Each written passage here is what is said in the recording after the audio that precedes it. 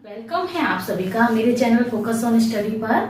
आज की क्लास में हम पढ़ेंगे अधिगम के प्रकार। पिछली क्लास में हम लोग अधिगम का अर्थ पढ़ चुके हैं, परिभाषा पढ़ चुके हैं। आज हम पढ़ेंगे अधिगम के प्रकार। अगर आपने मेरी पिछली क्लास को नहीं देखा है तो प्लीज मेरी क्लास को देखिए, सब्सक्राइब करिए, जिससे आपको मैं जो भी क्लास अपलोड करूंगी आपको उसका नोटिफिकेशन मिलता रहे। ओके, तो आज हम अपनी क्लास स्टार्ट करते हैं।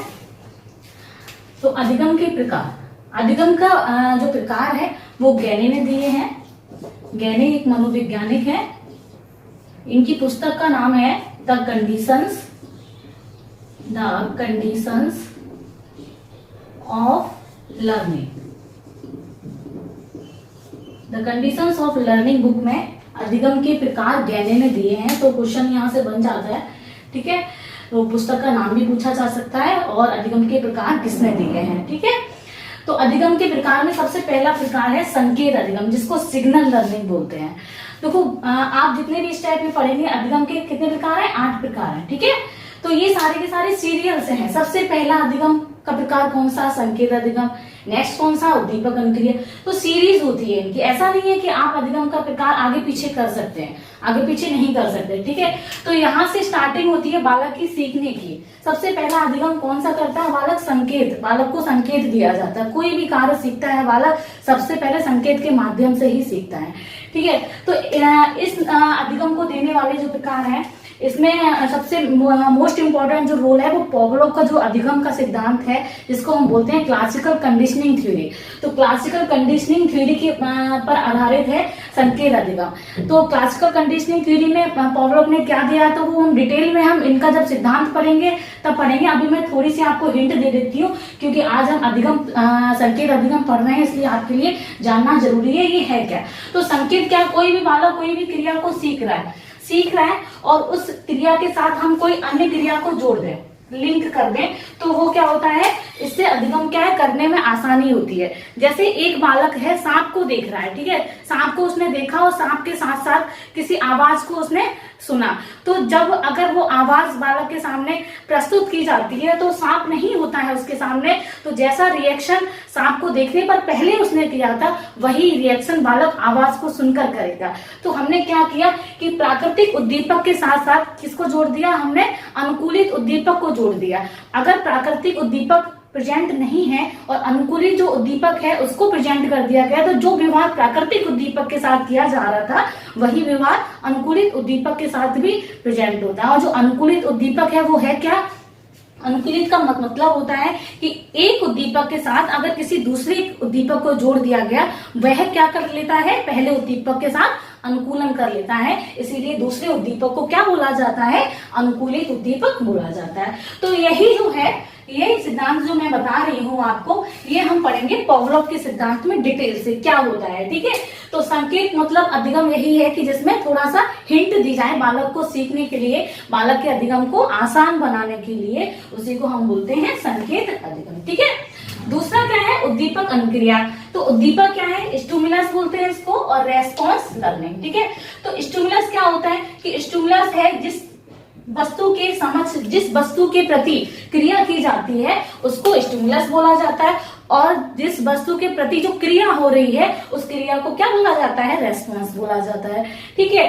तो जैसे आपके समक्ष खाना रखा है तो खाना क्या है, स्टिमुलस है, उद्दीपक का कार्य कर रहा है, और आप खाना के प्रति क्या करेंगे, आप उसको खाएंगे, तो वो खाना क्या हो गया है, क्रिया हो गई है। तो भाई उद्दीपक आपके सामने है और उद्दीपक के प्रति आप क्रिया जब तक नहीं करेंगे तब तक आप किसी भी चीज को सीख नहीं सकते हैं, उद्दीपक को आप सीख नहीं सकते हैं। यही क्या कहलाता है, उद्दीपक अनुक्रिया अधिगम। यह उद्दीपक अनुक्रिया अधिगम किस पर आधारित है, किसके सिद्धांत पर, तो ये थॉर्नडाइक के सिद्धांत पर आधारित है। थॉर्नडाइक, ठीक है। थॉर्नडाइक और क्रिया प्रसूत जो अधिगम है आपका, क्रिया प्रसूत अधिगम किसका है, स्किनर का है, तो इनके सिद्धांत पर आधारित है, ठीक है। तो एसआर बॉन्ड थ्योरी है, ठीक है, और आरएस बॉन्ड थ्योरी है। तो इन दोनों का जो है रिलेशन जो है वो किसमें प्रस्तुत होता है, उद्दीपक अनुक्रिया अधिगम के प्रकार में जो रिलेशन है वही सिद्धांत में प्रेजेंट होता है, ठीक है। तो श्रृंखला अधिगम क्या है, इसके बाद हम पढ़ेंगे नेक्स्ट श्रृंखला अधिगम। सीरिएशन बहुत इंपॉर्टेंट है आपके अधिगम के लिए। कोई भी चीज को आप पढ़ रहे हैं, किसी वस्तु को पढ़ रहे हैं, ऐसा नहीं कि आप हार्ड लेवल की जो स्टडी पहले करने लगे, लो लेवल की जो स्टडी है वो आप बाद में करें, ऐसा नहीं कर सकते हैं। किसी भी वस्तु को सीखने से पहले आप पहले बेसिक चीजों को सीखेंगे, उसके बाद ही आप हायर लेवल की नॉलेज आप गेन कर सकते हैं। ठीक है, जैसे बालक सीखता है तो सबसे पहले क्या सीखता है, वर्ड को सीखता है, फिर सीधे सीधे शब्द बनाना प्रारंभ करता है, शब्द के बाद क्या है, वाक्य बनाना प्रारंभ करता है। तो इस तरीके से बालक का एक सीरिएशन होता है। गिनती बालक सीखता है, गिनती के बाद क्या सीखता है बालक, गिनती के बाद जोड़ घटाना सीखेगा। ठीक है, जोड़ घटाने के बाद बालक गुणा भाग करना सीखेगा। तो एक सीखने का क्या क्रम होता है, इसी प्रकार ही अधिगम किया जाता है और अधिगम इसी प्रकार ही आसान बनता है। ठीक है, नेक्स्ट क्या है, शाब्दिक अधिगम। तो बालक ने एक सीरिएशन से लगाया चीजों को, फिर क्या है, शब्दों को सीखता है। मतलब बालक के अंदर का जो ज्ञान है वो शब्दों के माध्यम से ही बालक रिप्रेजेंट करेगा। ठीक है, तो उसके बाद आपका क्या आता है, शाब्दिक अधिगम। शाब्दिक अधिगम के बाद क्या आएगा, बहुविभेदन अधिगम। ठीक है, बहुविभेदन मतलब मल्टीपल डिस्क्रिमिनेशन लर्निंग। क्या होता है ये कि जैसे बालक के समझ आपने क्या है, वर्ग रख दिया, ठीक है, वर्ग रख दिया, फिर आयत रख दिया, त्रिभुज रख दिया। पहले बालक इनमें अंतर नहीं जानता है, सबको एक समान समझता है। ठीक है, बाद में क्या है, बालक इनमें डिफरेंस करना सीख जाए, बताने लगेगा बालक कि ये वर्ग है, ये आयत है और ये क्या है, त्रिभुज है। कलर पहचानने लगेगा, कलर में अंतर करना लगेगा। आपने देखा होगा छोटा बच्चा, उसको कुछ भी पहना दिया जाए कोई फर्क नहीं पड़ता, लेकिन जैसे जैसे बालक बच्चा बड़ा होने लगता है उसको क्या, वो कपड़ों में कलर में डिफरेंस, उसको जो कलर पसंद होता है वही पहनना पसंद करता है, जो कपड़े पसंद होते हैं वही पहनना पसंद करेगा। बालक क्या करने लगा, वस्तु में क्या है, डिफरेंस क्रिएट करने लगा है।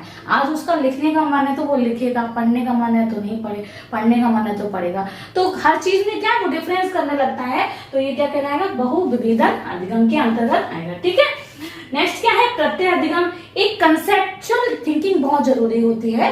क्या होती है कंसेप्चुअल थिंकिंग, मतलब आपने एक अपनी धारणा बना ली है सीखने की।